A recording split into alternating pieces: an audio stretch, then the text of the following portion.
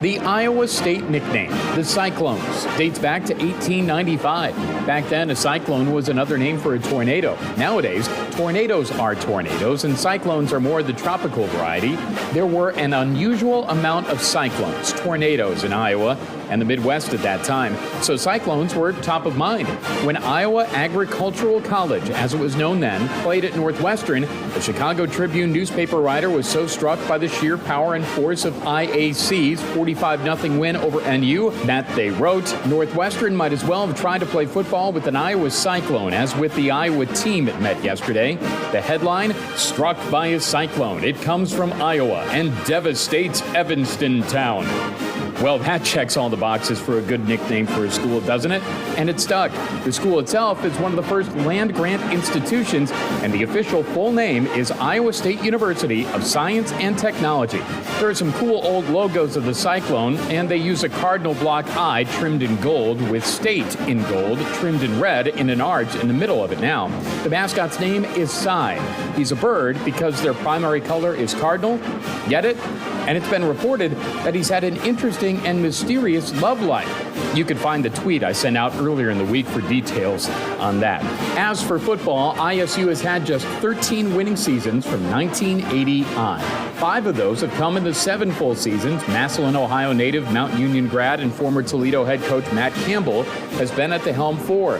He's had 2 bowl wins. After beating Ohio last year, the Cyclones won just one time after and finished 4-8. 6 of those losses were by single digits and were decided by a combined 24 points. Late off-season off-field issues resulting in an ongoing investigation and player dismissals put the Clones behind the chains from the start of the season. But they had no trouble with Northern Iowa, winning 30-9 in the opener and lost the Cyhawk game at home to Iowa last week 20-13 despite rallying late. Last year's QB Hunter Deckers is no longer on the team, so it's redshirt freshman Rocco Becht at the controls. He's thrown for 3 scores and has rushed for another. Becht to throw, fires deep down the right side for Braver! Touchdown!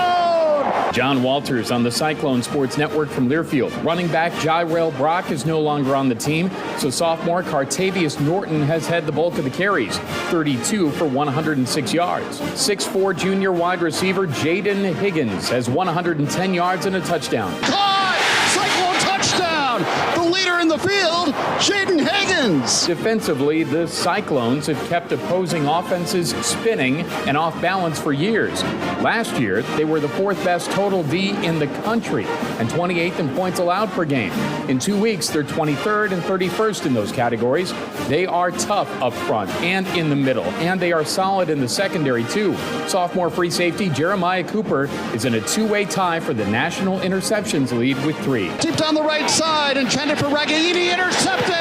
Intercepted by Jeremiah Cooper, his 3rd interception of the season. Junior safety Bo Frailer leads ISU with 17 tackles, and senior cornerback TJ Tampa was 2nd team All-Big 12 last year. He has 6 stops.